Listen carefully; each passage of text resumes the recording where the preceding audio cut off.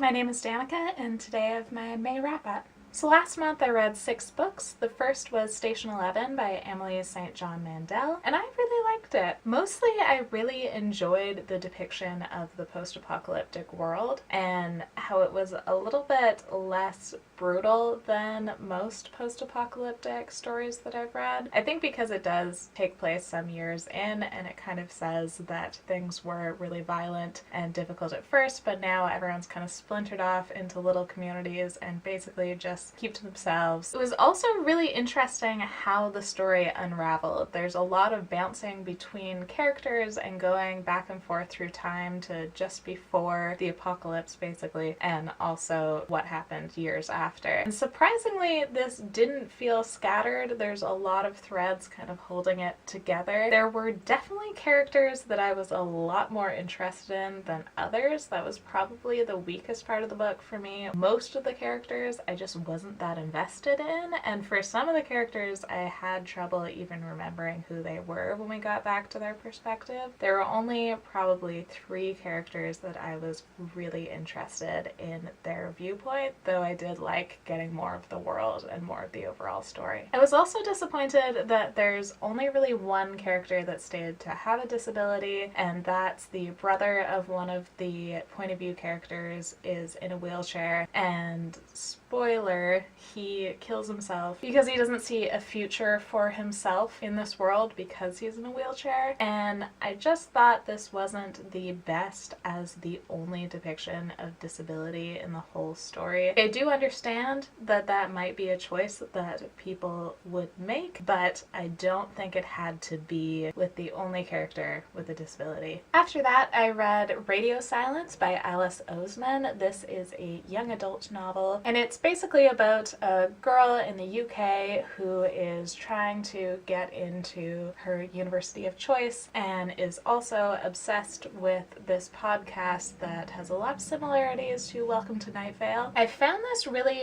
difficult to read because through most of the book it does feel really bleak, which has less to do with the plot and more to do with the state of mind of the main character and her friend who takes up a lot of the book. I wouldn't be surprised if one or both of them could be diagnosed with depression, which I always find difficult to read about because that kind of viewpoint really stays with me even after I put down the book. So the whole time that I'm reading narratives like that, I really take that on and absorb it. I think I'm kind of susceptible to those sort of narratives, so I did find it really difficult to read in that way. I think the end made it completely worth it because it kind of shows that there is hope, and that even if it doesn't end in, a big explosion of rainbows, there is spots of light in that darkness. I also really liked that this book focuses on friendships as really intense, meaningful relationships just as much as romantic relationships are. And of course, there's lots of queer representation in this story. The main character, Francis, is both biracial and bisexual. There's also gay representation, and one character turns out to be demisexual. There's also a lot of criticism about universities as an institution. So even though this was a little bit difficult for me to read, I still really enjoyed it and thought it was definitely worthwhile. After that, I read the Mockingbird Trades, volumes 1 and 2, and I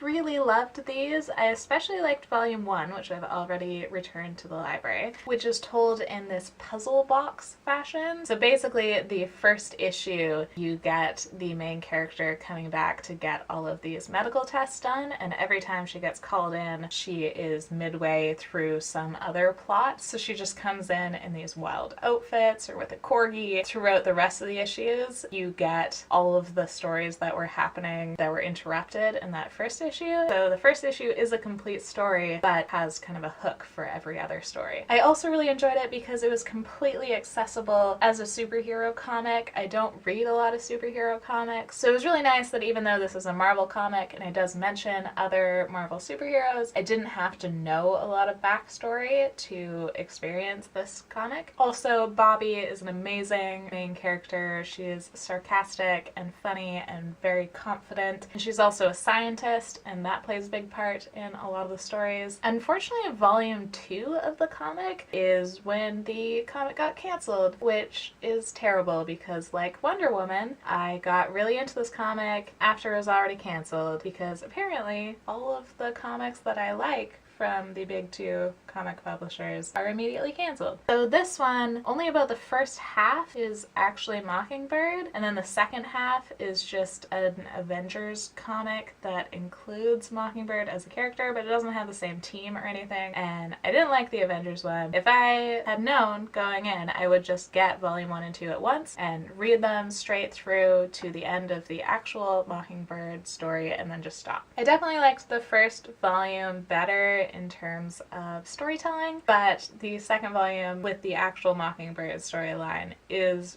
really entertaining. It is ridiculous and over the top. I especially liked the feminist undead pirates and the mer-corgis, as in mermaid corgis. And then I read Noteworthy by Riley Redgate, and this is another young adult book. It is about Jordan, who wants to get into this all-male a cappella group, so she disguises herself as a guy and then kind of infiltrates this a cappella group. What I found interesting about this is that generally with cross-dressing narratives that I've read, there's this kind of wink at queer subtext, but it's not actually fulfilled. With Noteworthy, it actually acknowledges that trans people exist. If you go in expecting it to have a lot of trans content, you will be disappointed because Jordan isn't genderqueer, she is cis and does identify completely as a girl, but when she's talking about cross-dressing, she also acknowledges that trans people exist and that what she's doing is very different from being trans, and that she feels some guilt in feeling like she's appropriating something from trans people. And I just found that really refreshing because I think it's the first cross-dressing narrative book that I've ever read that actually acknowledges that trans people exist at all. Probably the bar is just really low for me. Generally what happens in cross-dressing stories is that while she's disguised as a boy, girl falls in love with her, but it doesn't count as queer because the girl doesn't know that she's a girl. And then she falls in love with a guy, but it doesn't count as queer because really she's a girl. So everything turns out at the end that as soon as the girl knows that she's a girl, she's not interested anymore. And once the boy knows that she's a girl, he suddenly falls in love with her. And everything is totally straight and on the up and up, which is almost the plot of Noteworthy, except that Jordan is bi. So when this straight girl makes out with her, she's like, this is great. But then immediately is like, oh, I probably shouldn't do this because she doesn't know that I'm a girl, and that's not really the best in terms of consent. She does fall for a guy, and he does only really return those feelings when she is revealed to be a girl. But because she's bisexual, it's still queer. There's no trying to run away from the queer implications of the cross-dressing narrative. I was also just completely pulled in to the plot, this arts academy environment, and this hyper-competitive a cappella group rivalry, which gets pretty vicious at some points. And then on top of that, there's a lot about Jordan's struggle. She is in this school because of a full scholarship, and it talks about her being poor in this environment of really wealthy people, and also that just because she got a full scholarship doesn't mean that she can really afford to be there, because there are always costs associated that aren't covered in the scholarship. So it's her trying to prove to her parents that this is worthwhile, and also feeling really guilty whether she is asking too much for her parents to sacrifice just so she can be here. The only real complaint I had with this was that I found a lot of the characters of her a cappella group blended together. There were only a few that really stood out to me. I did really love the character of Nihal and Jordan's relationship with him. I thought that was great, but a lot of the minor characters I couldn't even really tell apart. But since this is a complaint with a couple of books for me, it may also just be my inability to keep names straight. So overall, I would definitely recommend this. Don't go in expecting genderqueer representation. Don't go in expecting a lesbian relationship, but I really did enjoy this. and it has a bisexual main character who uses the word bisexual, so that's always great. After that, I had one of my biggest letdowns based on the premise, and that's Honor Among Punks. This is a comic set in an alternate universe London, which has a punk queer woman version of Sherlock Holmes, which sounds super great. This was written in the late 80s, early 90s. So first of all, the art is a little bit dated. It's definitely not what I'm used to from comics now. It was kind of fun, but not really my style. The world building I found disappointing. It's supposed to be an alternate universe London where World War II never happened, and World War I happened on a much smaller scale, which means that we didn't get the technology that came with the wars, and also a different social environment. Really, I couldn't tell most of the time that it was supposed to be an alternate universe. It takes place mostly within this punk community, which seemed almost timeless. The only moments where I really remembered that this is supposed to be an alternate universe was when people were wearing swastika patterned clothing for some reason. This is also very dark,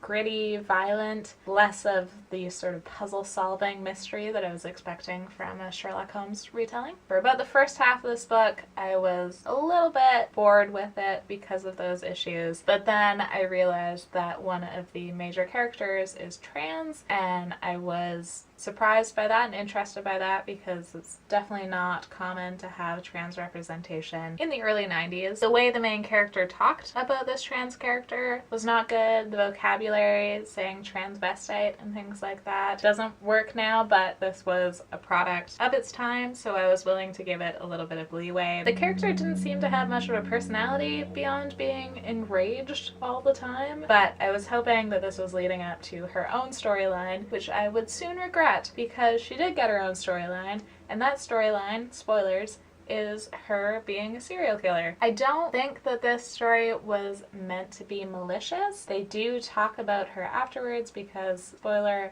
and trigger warnings, she kills herself, and she was talked about as this complex character that they still mourn and still recognize as being a friend. But regardless of the intent, this is a really damaging portrayal of a trans woman. That alone makes this something that I could not recommend. But other than that, I did really enjoy most of the books that I read in May. Let me know if you've read any of these and what you thought of them. And if you have a wrap-up, feel free to link it down below and I'll definitely check it out. And thank you for watching.